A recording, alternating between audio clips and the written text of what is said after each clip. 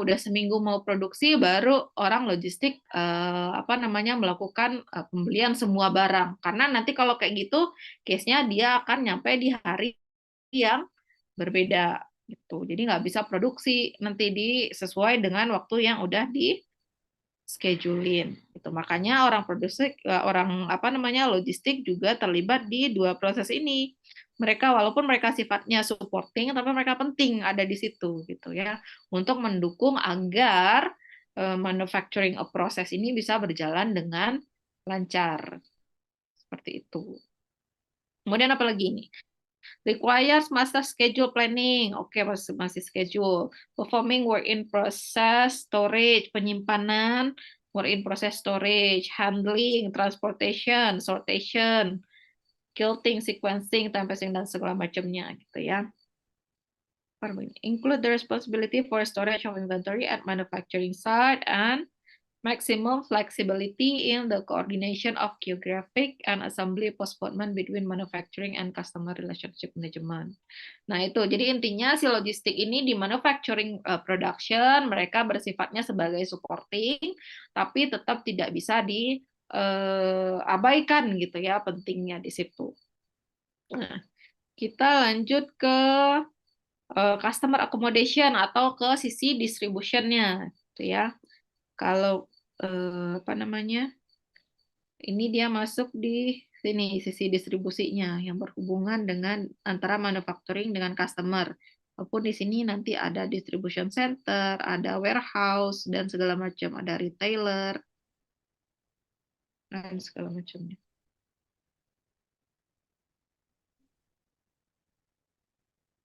Oke. Nah, apa aja aktivitas yang terkait dengan ini gitu. Mulai dari order, receive, menerima order.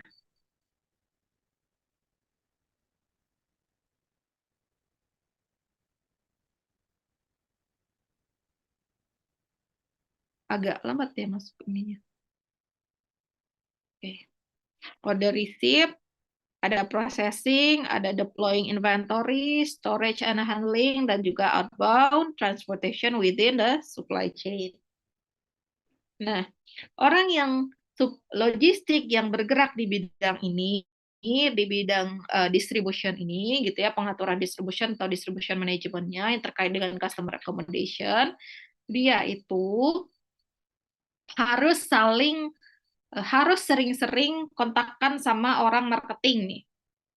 Mereka tuh harus saling berkoordinasi dengan marketing planning terkait dengan harga, terkait dengan promotional support, customer service level gitu ya, dan segala macamnya. Nah, jangan sampai nanti orang-orang marketing bikin janji gitu ya. Oh, pokoknya kita next day delivery gitu. Next day Bapak Ibu pesan hari ini, besok barang kita udah nyampe gitu, dibilang sama orang marketing.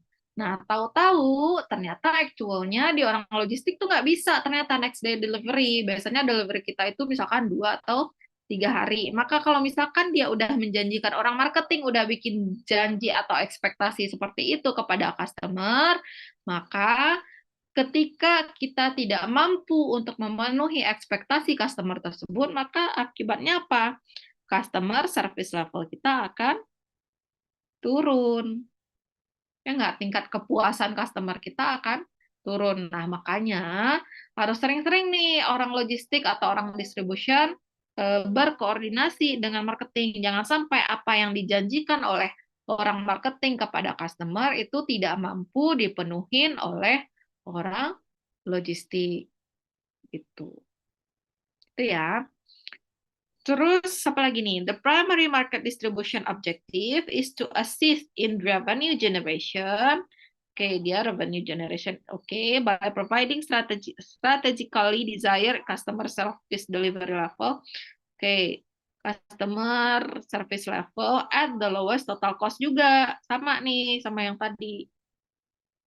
Kalau si procurement, dia procure in a timely manner sama lowest total cost, maka orang logistik yang bergerak di customer accommodation atau distribution, mereka apa namanya, targetnya adalah customer service level dan lowest total cost gitu. Oke, customer service level dia tinggi banget gitu kan, tinggi banget. Tapi ternyata lowest total cost-nya juga tinggi gitu. Misalkan dia bikin apa namanya, janji ke customer delivery-nya in 3 days, ternyata besok udah nyampe gitu misalkan. Tapi dengan apa? Dengan pengiriman, biaya pengiriman yang lebih mahal misalkan, seperti di kitanya biaya pengirimannya jadi lebih mahal misalkan. Nah, ini oke, customer service levelnya tinggi, tapi dengan begini maka margin di kita akan turun atau profitabilitas kita akan turun. Nah, makanya orang logistik ini harus bisa ngebalance nih. Ngebalance antara si ini, baratnya ini gitu ya. Eh, antara si ini customer service level dengan total cost. Karena apa? Biasanya semakin tinggi customer service level, maka biayanya akan semakin mahal. Tapi semakin rendah customer service level atau semakin murah cost yang kita keluarkan, maka customer service level kita biasanya cenderung jadi lebih rendah. Gitu. Nah, maka di sini perannya orang logistik adalah ngebalance ini antara customer service delivery level sama total lowest total cost. Gitu. Ada yang mau ditanyain nggak sampai di sini?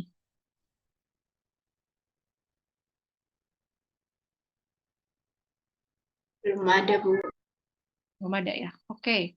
Nah, yang terakhir itu information flow. Kalau yang tadi itu kan baru produknya yang flow, yang flowing gitu ya. Mulai dari supplier ke manufacturing, dari manufacturing ke customer. Nah, sebenarnya dari masing-masing entitas tersebut juga terdapat information flow gitu ya.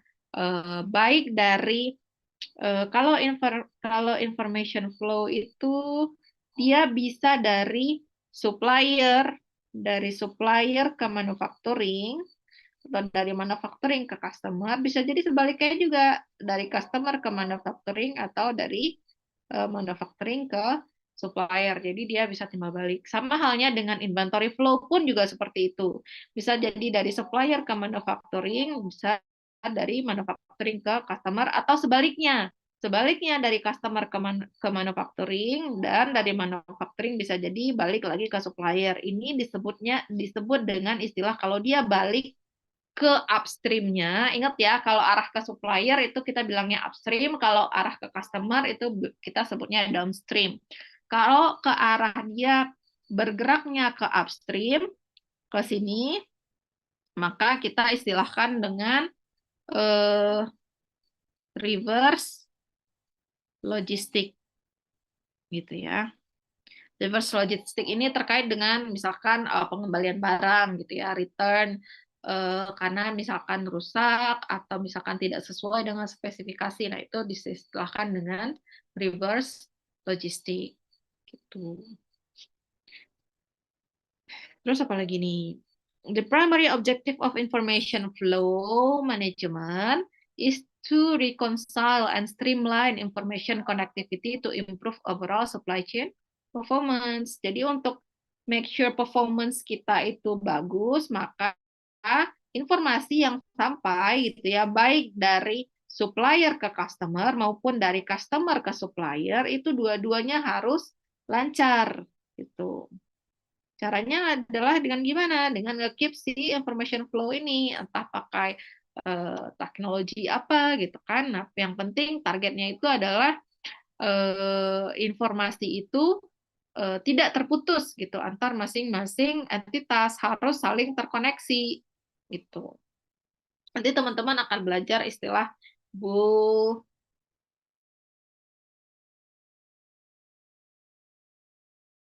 operation management. Udah belajar belum sama Pak Arif? Bullwhip effect.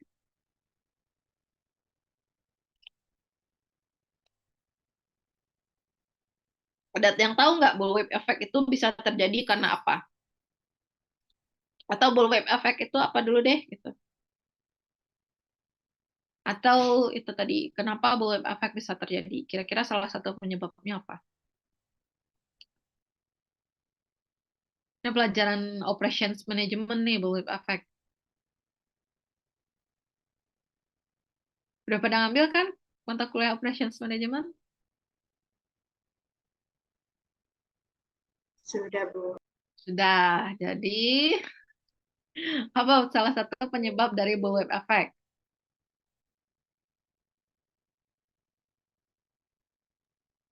Keterlambatan informasi, Bu. Keterlambatan. Mungkin kata-kata yang tepatnya bukan keterlambatan. Tertunda ya, Bu, informasinya. Bukan tertunda. Istilah yang tepatnya bukan tertunda.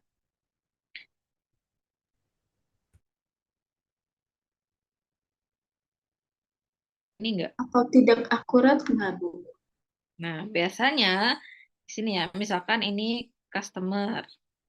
Nah, ini supplier misalkan gitu ya. Supplier tier berapa lah, misalkan tier 4 atau tier 5 gitu ya.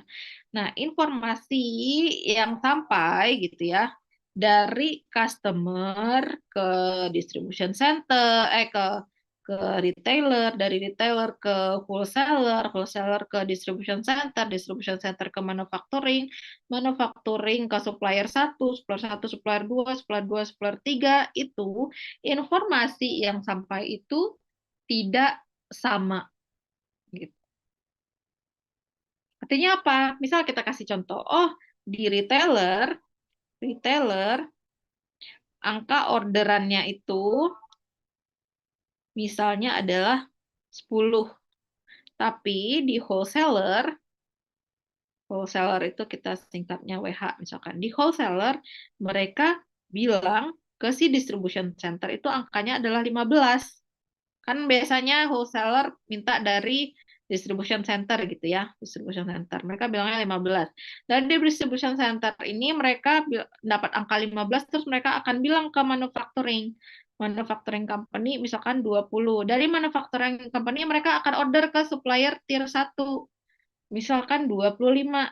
Dari tier 1 ke tier 2 mereka akan ordernya 30. Tier 2 dari akan order 35 ke tier 3, 4, dan 5, dan begitu seterusnya. Kenapa? Karena tidak ada kesamaan informasi yang sampai. Karena apa? Karena keterbatasan sistem informasi yang masih terkotak-kotak antara masing-masing orang ini atau masing-masing entitas ini gitu loh. Jadi tidak ada streamline information gitu atau information connectivity di antara masing-masing entitas tersebut. Akhirnya berdampak apa? Oh, yang semula orderannya itu yang sebenarnya itu cuma 10, tapi di tier 4, di tier 5, mereka bisa sampai harus nyetok 40. Akhirnya apa? Mau di mana ini sisanya yang selisihnya yang 30 ini? Gitu. Inilah yang kita sebut dengan bullwhip effect.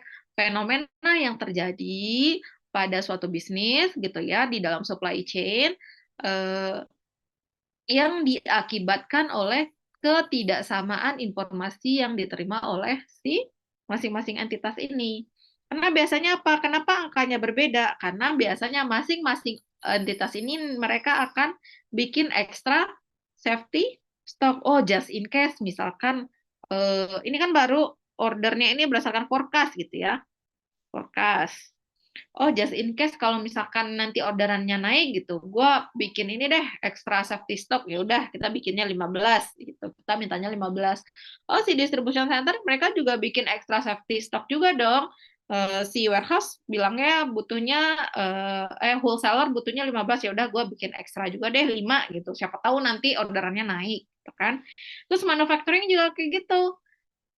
Dia pikir orderan yang sebenarnya itu adalah 20, padahal enggak, sebenarnya orderannya itu cuma 10, tapi karena si distribution centernya ini minta 20, maka dia produksi 25.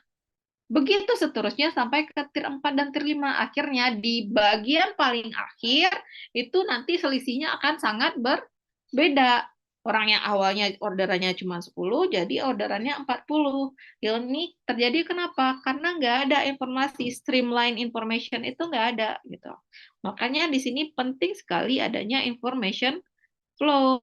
yang jelas gitu. Biasanya information flow ini disupport oleh sistem biar lebih lancar, biar lebih akurat datanya gitu.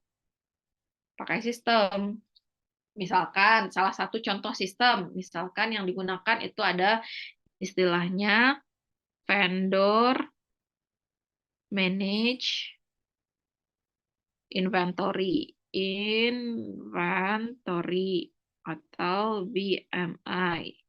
Vendor manage inventory itu biasanya dipakai di retailer. Misal apa ya? Kita ambil contoh hypermart misalkan gitu ya. Hypermart misalkan apa namanya? Si suppliernya Hypermart ini, mereka dengan menggunakan vendor manage inventory, mereka udah otomatis tahu, oh barang di Hypermart sana udah mau habis nih, kita kira-kira perlu kirim kapan ya gitu. Itu langsung di manage oleh si vendornya tanpa harus si Hypermartnya yang order dulu gitu loh. Jadi kalau misalkan order si Hypermart yang order dulu, mereka bisa jadi akan apa namanya menambahkan gitu ya. Oh, misalkan yang kemarin cuma habis gini, mungkin dia akan nambahin sesuai angkanya dia. Terus si orang vendornya ini mungkin dia akan menambahkan angkanya lagi. Nah, itu akan terjadi kalau terus seperti itu nanti akan terjadi bullwhip effect seperti itu. Itu ya. Jadi itu penting sekali adanya information flow di sini. Pak, di sini ada yang mau ditanya nggak?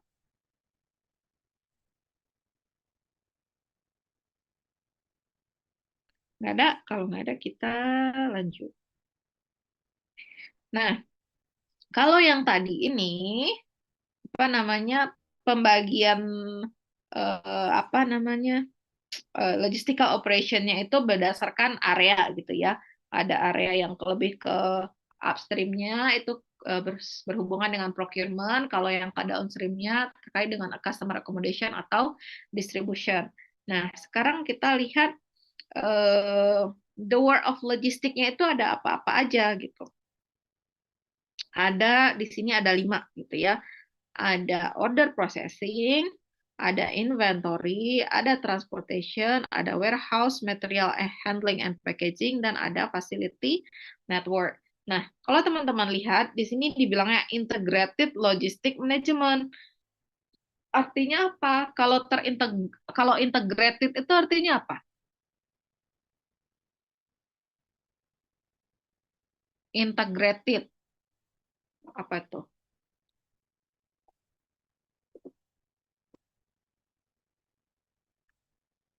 Masing-masing proses ini saling terintegrasi. Integrasi itu apa?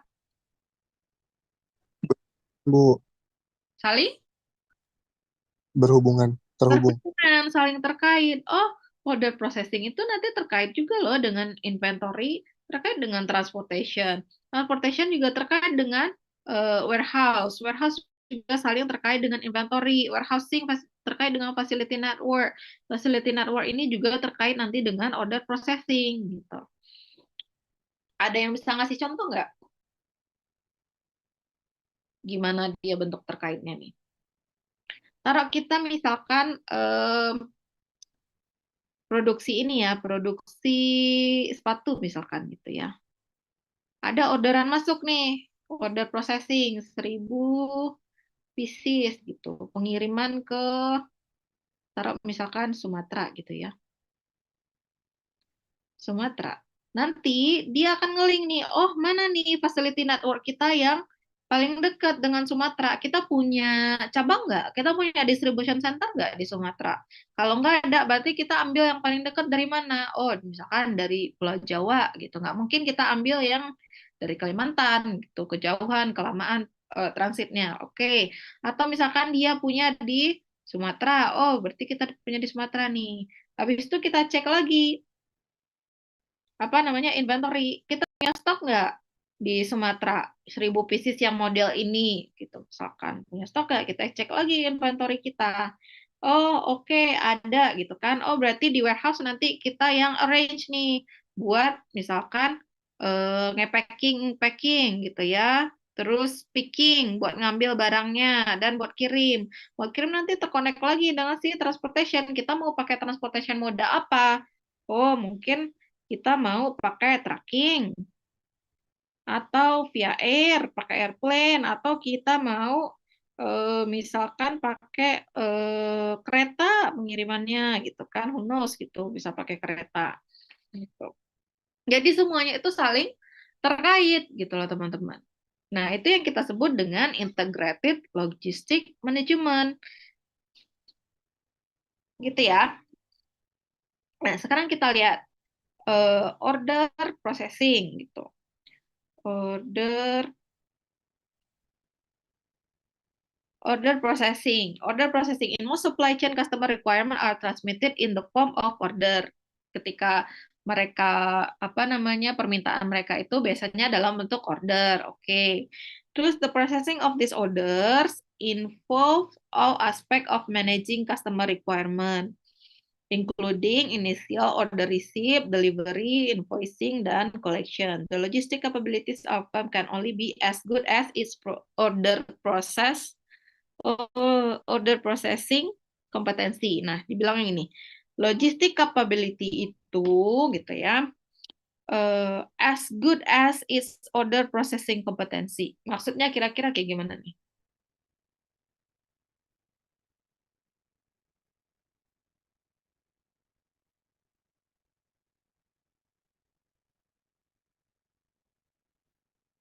Oke, misalkan kita janjiin pengiriman 2 sampai 3 hari, kita udah oke gitu ya. Terus transportation kita atau distribution cost kita udah paling rendah gitu. Distribution cost kita misalkan udah paling rendah. Tapi kalau order processing-nya aja udah salah gitu ya, maka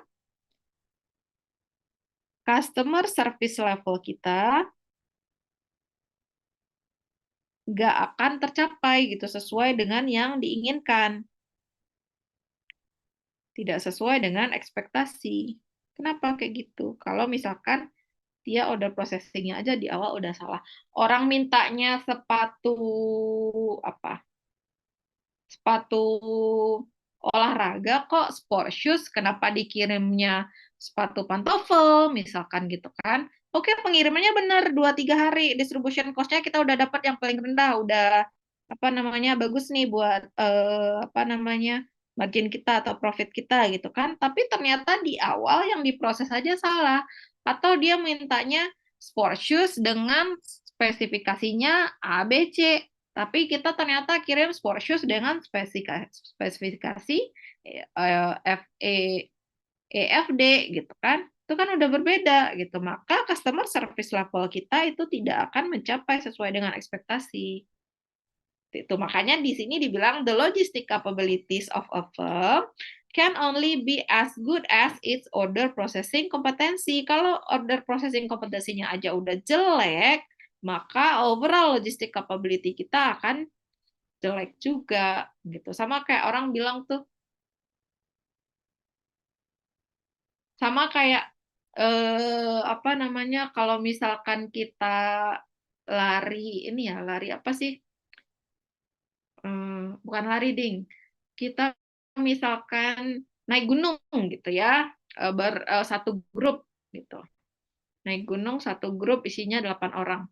Maka kecepatan tercepat kita adalah sesuai dengan orang yang kecepatannya paling, misalkan order processing kompetensi kita udah jelek, maka in overall logistic capabilities kita juga akan jelek gitu. Walaupun di sini kita pengirimannya udah oke, distribution cost-nya udah oke, distributionnya cost-nya udah oke, tapi kalau order processing-nya aja udah jelek, maka in overall logistic capabilities kita tidak akan bisa dikatakan sebagai bagus gitu ya.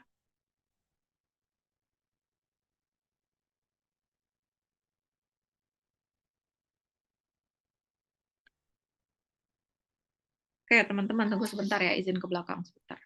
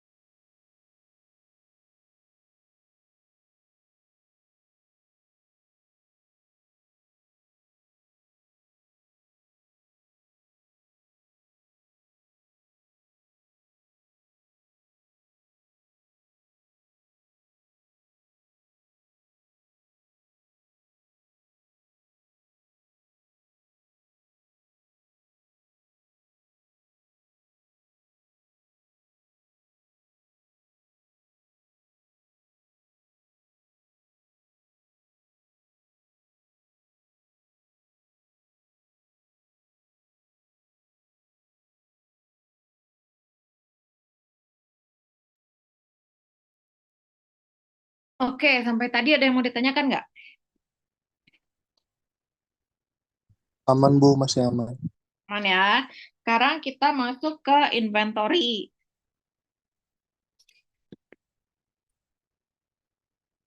Bentar.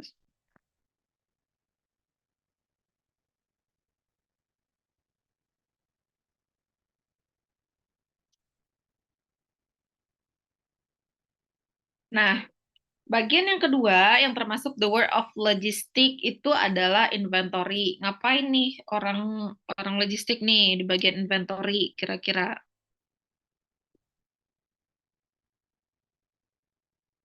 Oke, berarti dia nge-manage gitu ya, nge-manage inventory atau di sini diistilahkan dengan inventory management.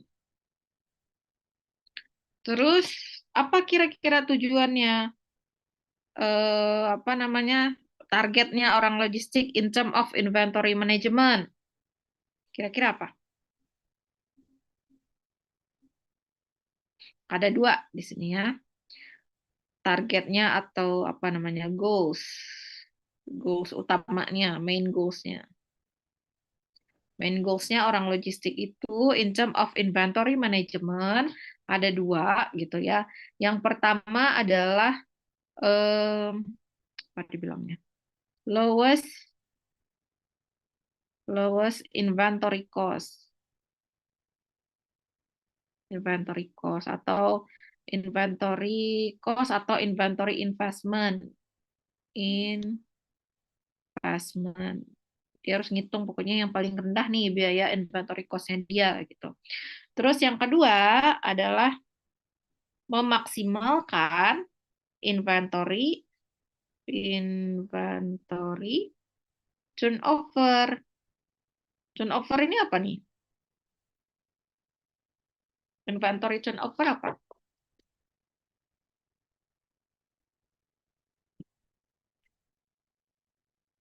Inventory turnover apa?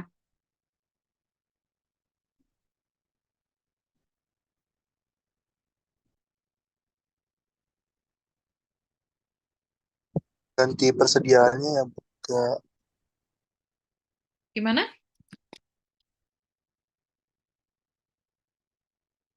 Gimana? Gimana? Siapa tadi?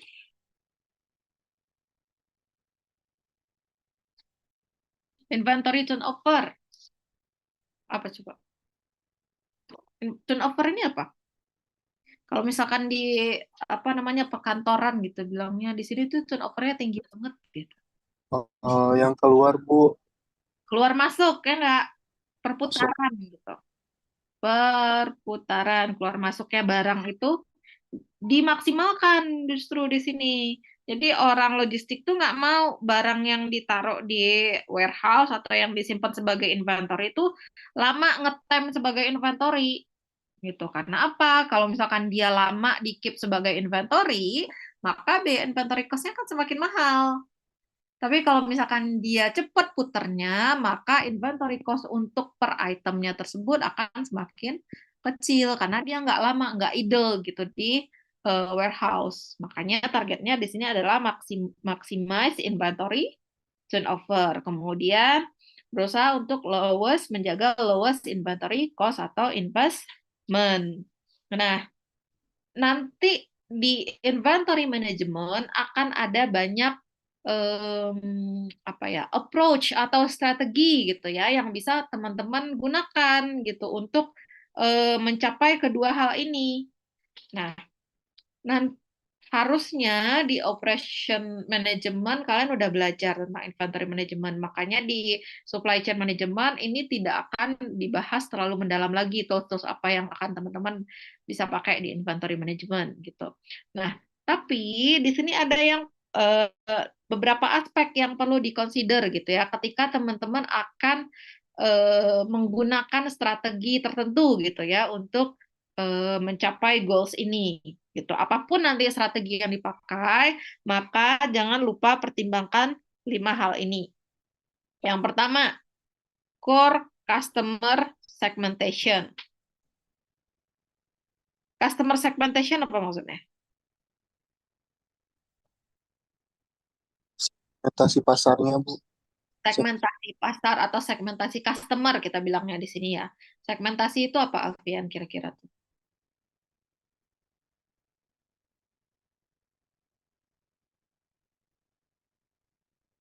Segmentasi, kira-kira apa tuh maksudnya? Pembagian jenis-jenisnya, Bu. Apa? Jenis-jenis. Kalau menurut saya kayak jenis-jenisnya pembagiannya, Pembagiannya, pengelompokannya, mungkin gitu ya. pengelompokan. Oke, jadi di sini ketika kita mau apa namanya melakukan atau mengimplementasikan strategi tertentu gitu ya untuk inventory management, kita harus tahu dulu nih siapa yang menjadi core customer kita, siapa yang tidak menjadi core customer kita. Karena biasanya ketika kita punya suatu bisnis, kita kan punya, nggak mungkin cuma punya satu customer doang dong. Pasti ada banyak gitu kan, ada customer A, B, C. Nah, kita harus sudah bisa memetakan gitu ya, mana yang core customer kita. Core customer itu maksudnya apa? Customer yang secara value, total value-nya dia paling besar. Total value paling besar. Total value paling besar ini didapat dari mana?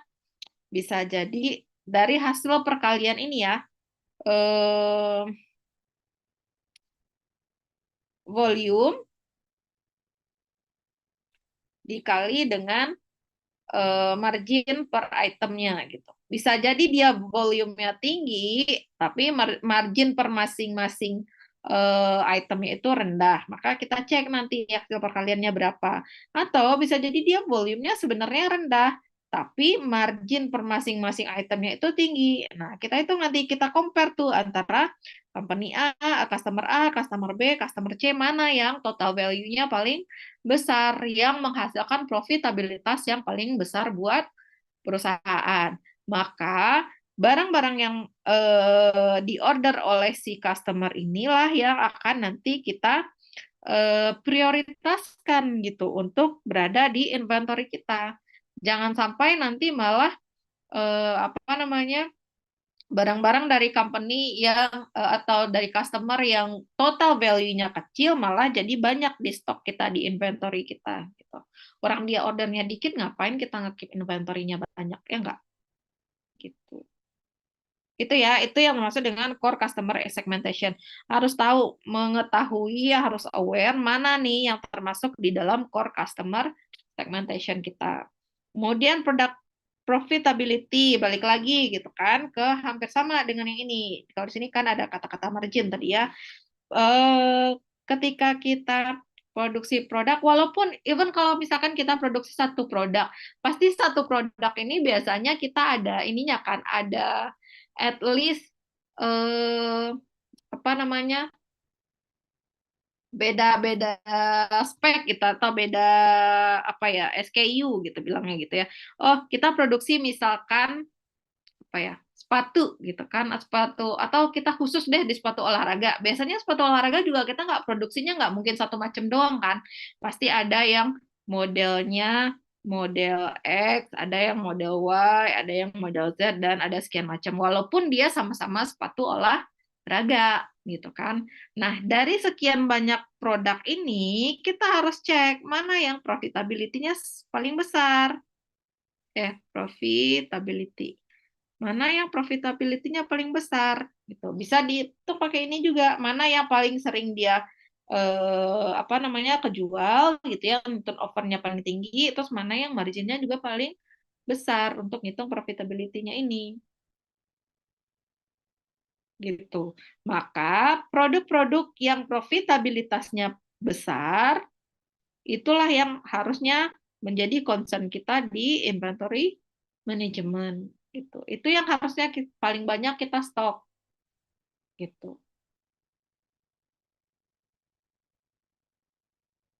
Itu ya. Sampai di sini paham nggak?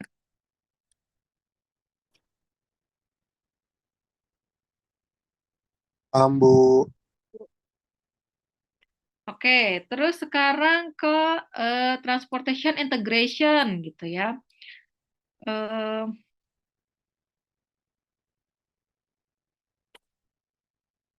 Ini terkait dengan apa namanya facility network, ya, facility network.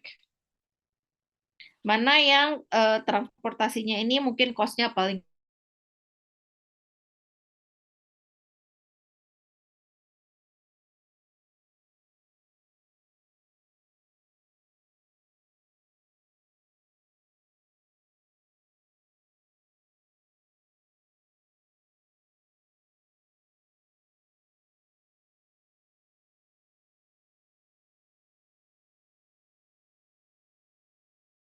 gampang atau mudah atau terintegrasi. Mungkin kita lebih banyak berfokus di situ.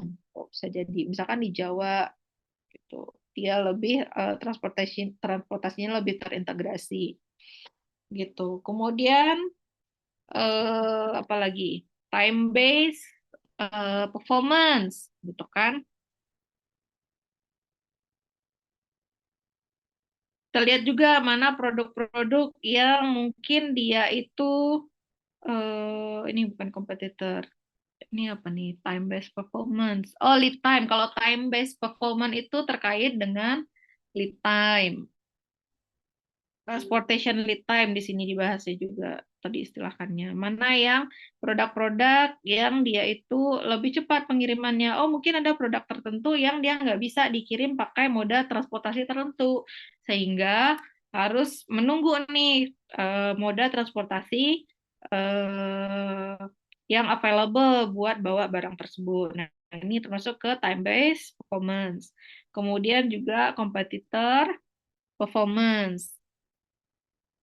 Ini yang terkait dengan barang-barang yang terkait dengan kompetitor gitu ya.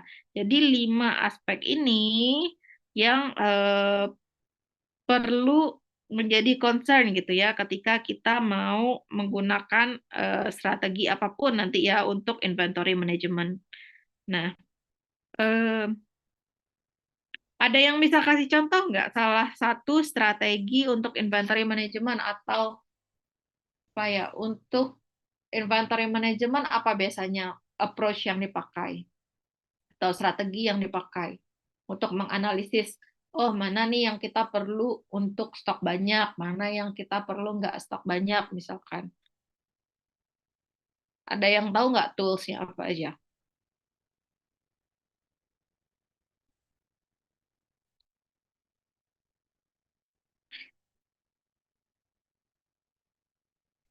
Apa toolsnya untuk inventory management? Hmm, Udah belajar nih depression management.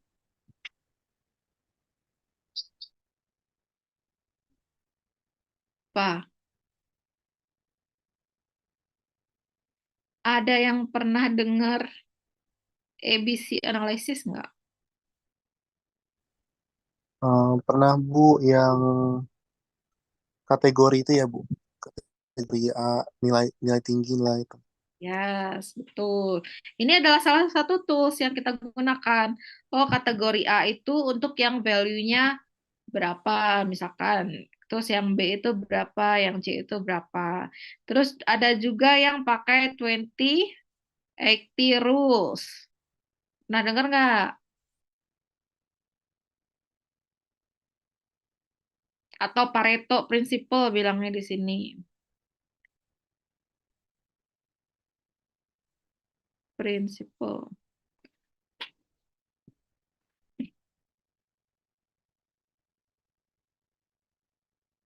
Ada yang pernah dengar nggak? Dia sebenarnya konsepnya hampir sama dengan ABC analysis.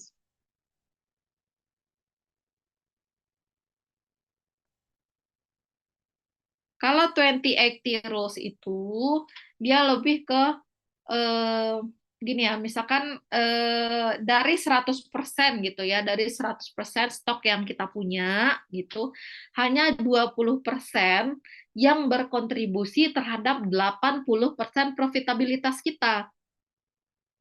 Paham nggak sampai situ?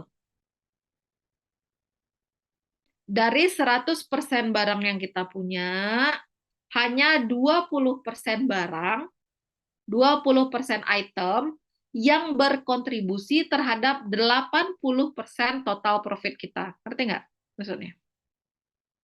Paham, Bu, iya. Paham kan? Nah, itu adalah strategi yang juga bisa digunakan ketika kita udah tahu mana nih yang 20% itu gitu. Kita bisa memfokuskan effort kita di memaksimalkan effort kita di yang 20 itu gitu. Sementara 80% item lainnya itu yang macam-macam itu hanya berkontribusi terhadap 20% dari total profit kita. Jadi kita nggak perlu konsen-konsen amat terhadap yang 80 itu, 80 sisanya itu, 80 item sisanya tersebut.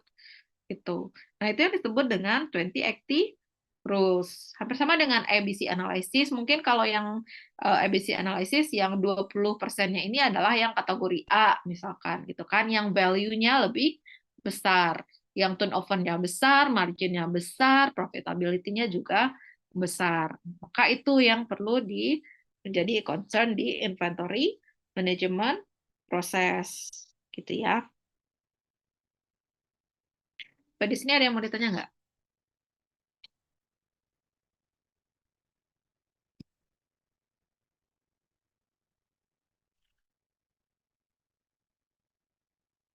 Ada yang mau ditanya? Nggak ada. Kalau nggak ada, kita lanjut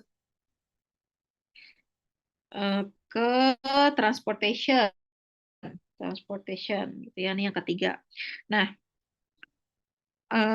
tiga faktor utama yang paling fundamental di dalam transportation performance, transportation performance, yang orang logistik nih harus paham banget gitu ya.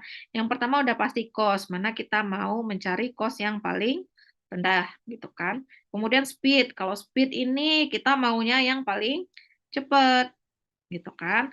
Biasanya semakin tinggi speed-nya, semakin cepat proses transportasi, maka cost-nya juga akan semakin tinggi.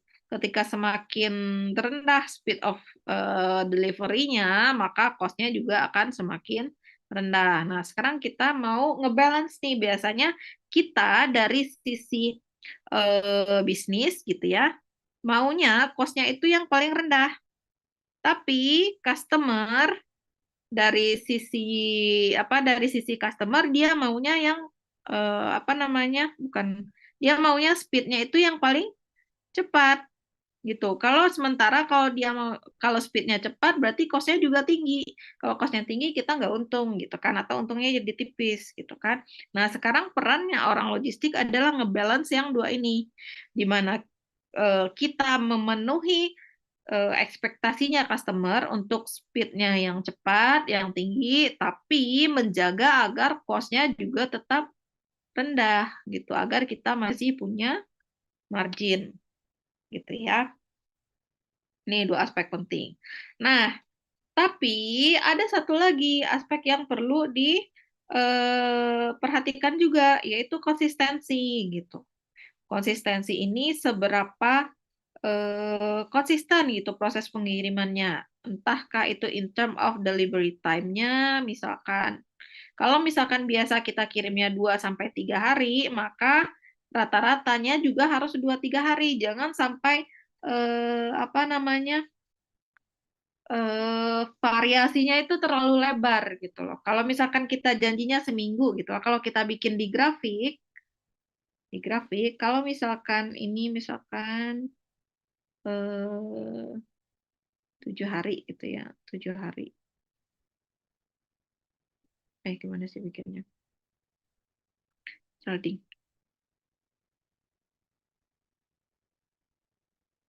Nah, kalau misalkan kita menjanjikan 7 hari, maka harusnya range-nya itu emang dari 100 pengiriman, 100 kali kita ngirim gitu, kalau bisa 95% ke atasnya emang sampainya itu di range waktu 7 hari gitu. Misalkan 6 sampai 8 hari kita taruh. Nggak ada yang misalkan 3 hari udah nyampe, atau tiba-tiba 10 hari baru nyampe gitu kan, jangan sampai selebar itu gitu. Nah, itu yang dimaksud dengan transportation konsistensi gitu ya. Kita menjaga agar range waktu pengirimannya itu tersebut dia berada di range waktu yang sempit gitu, jangan terlalu lebar range-nya.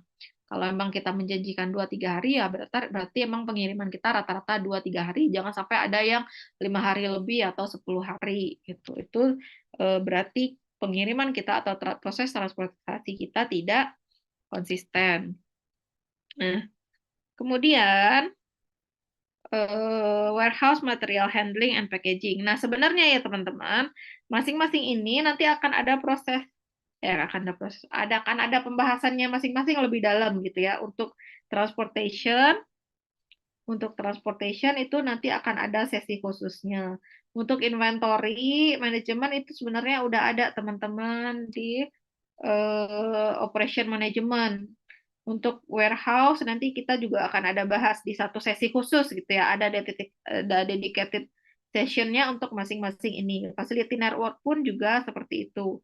Khusus untuk inventory karena ini udah ada di pembahasan di operation management, mungkin kita tidak akan bahas secara mendalam di satu sesi khusus. Mungkin kalau misalkan ada pertanyaan-pertanyaan terkait dengan inventory, boleh disampaikan di sesi-sesi yang ada aja gitu. Nggak harus nyari sesi khusus yang ada pembahasan tentang inventory manajemennya, gitu ya. Karena kita, apa namanya, beberapa materi di supply chain management dan materi di operation management itu mereka saling beririsan. Jadi akan ada beberapa materi yang akan kita bahas di supply chain management lagi karena udah dibahas sebelumnya di operation management. Termasuk salah satu contohnya adalah si inventory management ini. Nah, kita lanjut ke warehouse, material handling, and packaging. Ini apa nih? Nah, when effectively integrated, ketika dia benar-benar udah terintegrasi dengan efektif gitu ya into enterprise logistic operation, maka si warehouse, material handling dan packaging ini dia kan satu paket nih biasanya dapat memfasilitasi the speed and overall ease of product flow throughout the logistical system. Nanti akan kita bahas lebih mendalam di sesi berikutnya. Saya lupa sesi berapa, tapi akan ada sesi khusus gitu ya untuk bahas tentang warehouse dan material handling ini. Kemudian facility network. Facility network ini terkait dengan penempatan fasilitas gitu nanti ya. Kita mau kita lihat dulu pasarnya mau di mana gitu kan. Misalnya pasarnya domestik aja di Indonesia, maka kita mau taruh tempat produksinya di mana, terus distribution center-nya seberapa banyak, apakah setiap pulau kita mau taruh satu pulau besar di Indonesia kita mau taruh distribution center atau enggak, terus di masing-masing areanya tersebut apakah mau taruh warehouse juga atau enggak, atau langsung ke retailers segala macam. Nah, itu nanti untuk facility network design ini juga akan dikerjakan oleh orang logistik harusnya gitu ya. Idealnya mereka nanti yang akan nge-design facility network ini. Gitu. Gitu. Sampai di sini ada yang mau ditanya nggak? Dari the world of logistics. Jadi kerjaannya logistik itu apa-apa aja.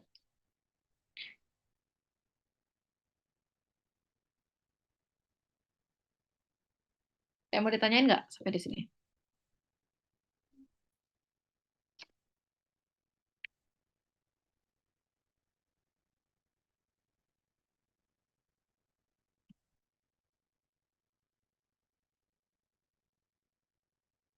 Yang mau bertanya?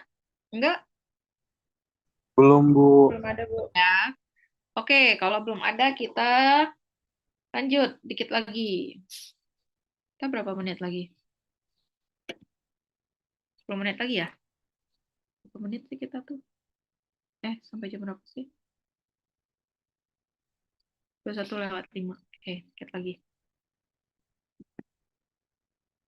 Nah nih. Oke, kita masuk ke logistical value proposition. Apa yang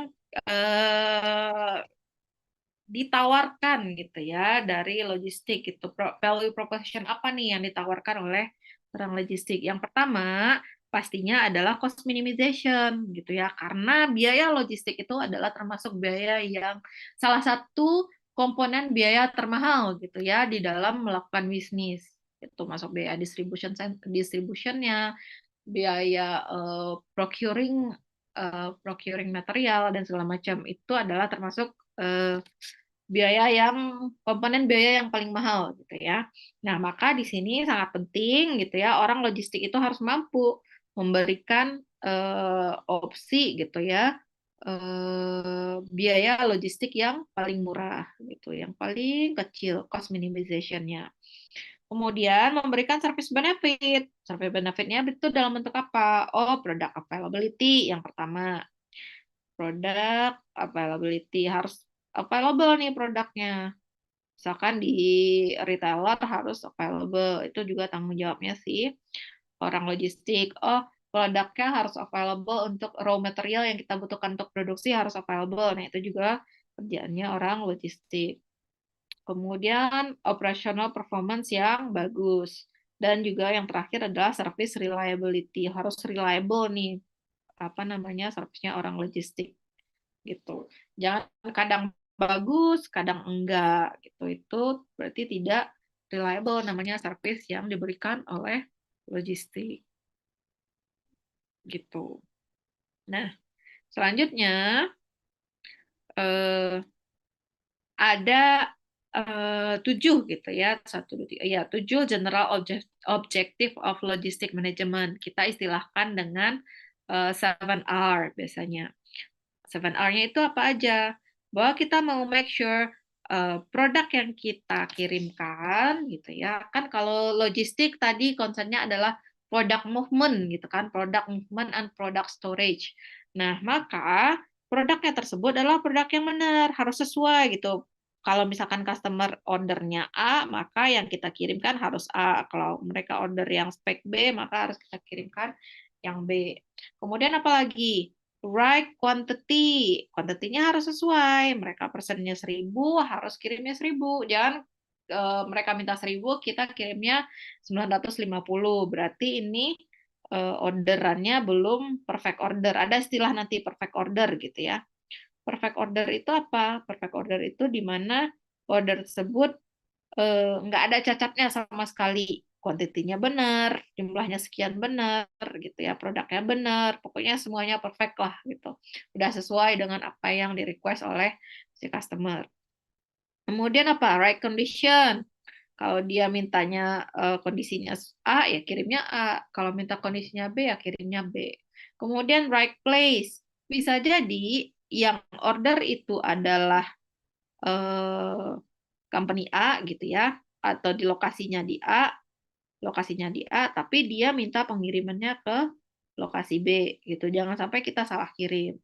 Kemudian right time. Time ini tadi yang penting banget, timing gitu kan. Kalau misalkan dia minta datangnya itu hari Minggu, berarti atur aja tuh kalau minta datangnya hari Minggu, berarti kita harus kirim hari apa gitu. Jangan sampai dia mintanya hari Minggu, ternyata baru nyampainya hari Senin setelahnya, atau nyampainya justru 1 minggu sebelumnya. Kemudian right customer yang benar. Kemudian harga yang betul. Jangan sampai kita semuanya udah benar, terus ternyata salah kasih harganya kemurahan atau harganya kemahalan dan segala macam. Ini yang kita sebut dengan General Objective of Logistic Management atau 7 R's of Logistic. Itu ya, ada 7. Right product, right quantity, right condition, right place, right time, right customer, and right price. Gitu ya. Itu yang menjadi target utamanya bank logistik. Nah, ini target umum, general objektif kita bilangnya gitu kan. Terus ada juga objektif, kenapa nih si logistik itu harus terintegrasi gitu satu sama lain dengan bermacam prosesnya tersebut, ada inventory, ada transportation, ada warehousing, ada facility network, ada order processing. Kenapa semuanya tadi itu harus saling terintegrasi? Gitu. Atau tujuannya biar apa nih dia harus terintegrasi? Yang pertama, tujuannya adalah agar mencapai rapid response capability. Kira-kira rapid response capability ini maksudnya apa nih? Rapid response capability. Kita melakukan mengintegrasikan si logistik kita yang tadi itu ada order processing, inventory, apalagi warehouse, transportation, dan segala macamnya itu kita saling integrasikan dengan tujuannya apa? Satu, untuk mencapai rapid response capability. Maksudnya apa nih? Ada yang mau kasih contoh nggak?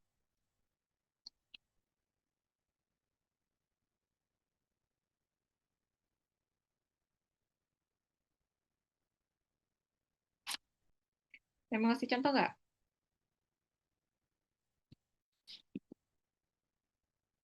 Jadi ini maksudnya kemampuan kita untuk merespon secara cepat gitu ya. Oh, misalkan ada terjadi problem nih, ternyata pengiriman ternyata di port di pelabuhan apa namanya lagi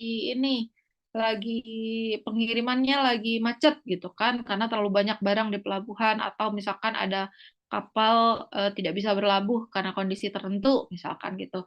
Nah, kita bisa cepat merespon. Jadi misalkan masih ke tahu customer kah, menginform customer kah, atau misalkan mencari alternatif lain kah untuk pengiriman dan segala macamnya.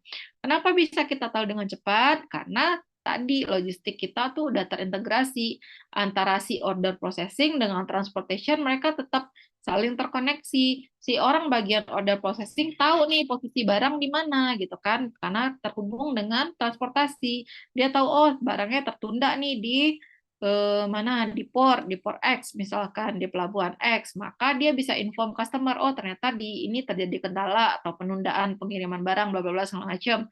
Mereka bisa inform ke customer, akhirnya customer juga aware gitu kan.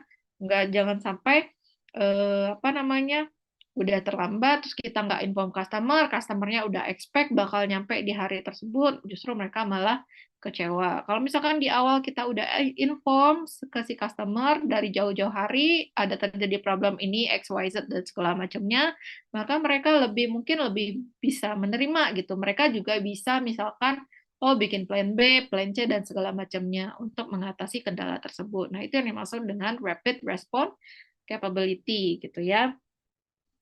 Kemudian yang ke berapa? Yang kedua, apalagi nih targetnya? Minimum variance. Variance nih mirip sama yang tadi gitu ya. Misalkan kita punya target pengiriman dari Indonesia ke mana? Misalkan ke Eropa itu targetnya sebulan. Eh, Maka dengan mengintegrasikan logistik ini kita meminimumkan variance gitu. Kalau misalkan estimasinya 28 sampai 30 hari, maka emang harusnya pengiriman kita berada di range tersebut. Jangan sampai terlalu jauh atau terlalu lebar range-nya. Gitu. Yang dimaksud dengan minimum variance. Kemudian minimum inventory expense, terus consolidated shipment. Consolidated shipment apa tuh maksudnya? Apa consolidated shipment? Tempat penyimpanan barang yang untuk dikirim bukan sih, Bu? Kan, Ya, consolidated shipment itu kayak pengelompokan juga sebenarnya. Kayak misalkan eh, kita punya satu warehouse, kita mau gabungin nih, kita punya produk A, B, C, D, terus punya customer X, Y, Z. Customer X mungkin ordernya A, C, D, customer B ordernya A, B, C, customer eh customer Y ordernya A, B, C, customer Z ordernya B, C, D misalkan gitu kan. Nah, itu yang kita sebut dengan consolidated shipment.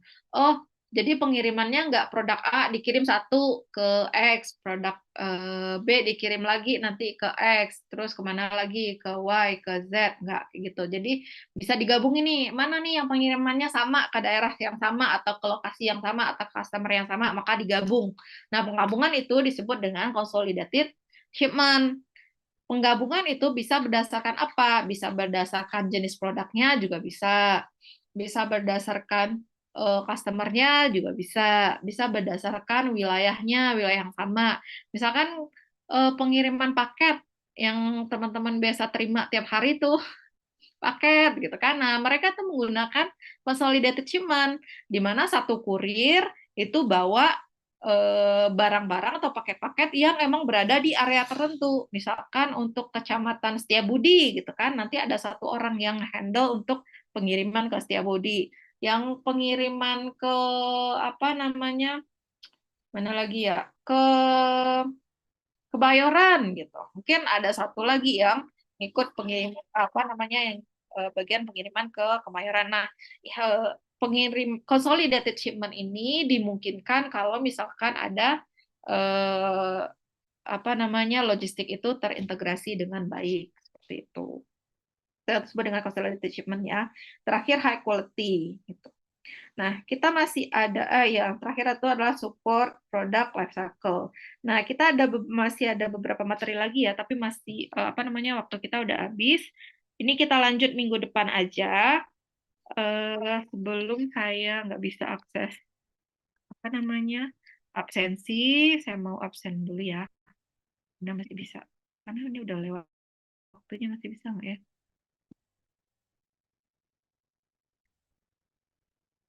Bentar, kita absensi dulu ya.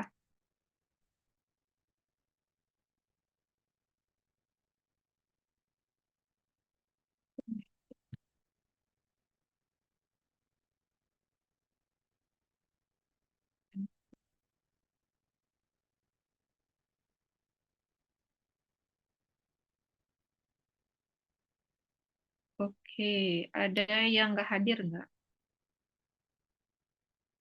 Partisipan.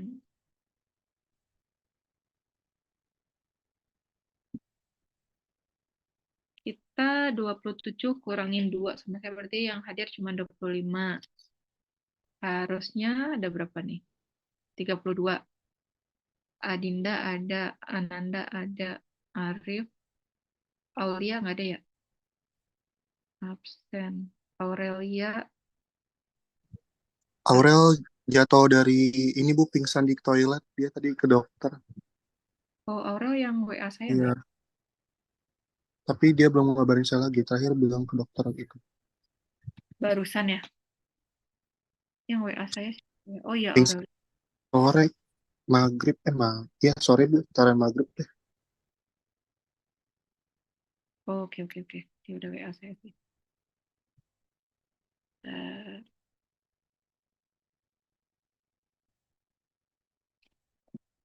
Aurelia, adik kecilku gitu ya. Terus siapa lagi? Eliana, Eliza, Elvina. Elvina tadi ada bukannya ya? Elvina ada nggak ya? Tadi kayaknya ada deh. Namanya mana di sini? Elvina. Elvina tadi ada nggak? Ada sih ingat saya. Fadail. Fadail ada.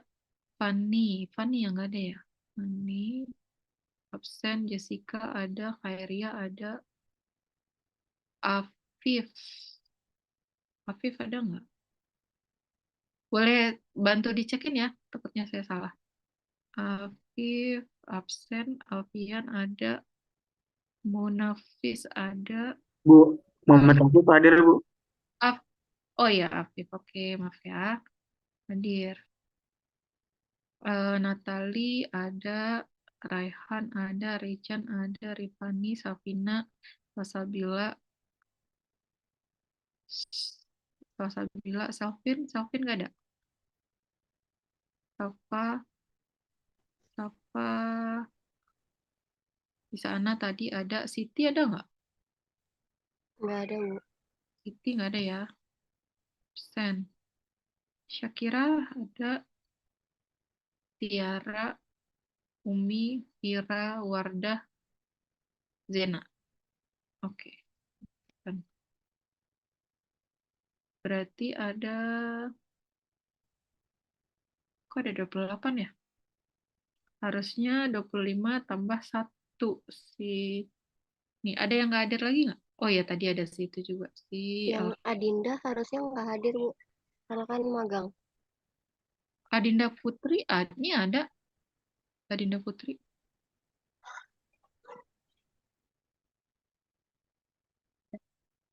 Oke nggak apa-apa Adi. Ananda, Arif, Aulia yang nggak ada. Aulia udah absen. Ya boleh bantu di ini ya di validasi dulu ya.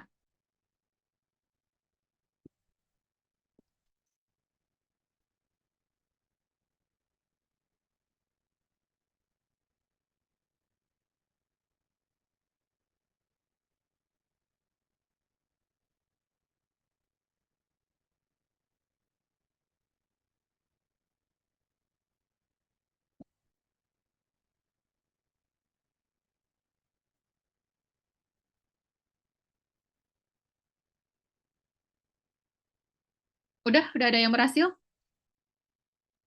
Udah, Bu. Nih ya, coba. Ada berapa orang? Validasi udah 9 orang. Udah aja, cukup. Oke. Ada yang mau ditanyain nggak terkait dengan materi hari ini? Nggak ada? Kalau nggak ada, kita cukupkan ya, berhubung waktunya juga udah habis. Nanti kita lanjutkan minggu depan materinya. Nggak ada ya, kita tutup ya. Ya, Bu. Oke, materi hari ini saya tutup. Terima kasih teman-teman atas perhatiannya. Sampai jumpa minggu depan. Terima kasih. Assalamualaikum. Terima kasih, Bu. Terima kasih, Bu.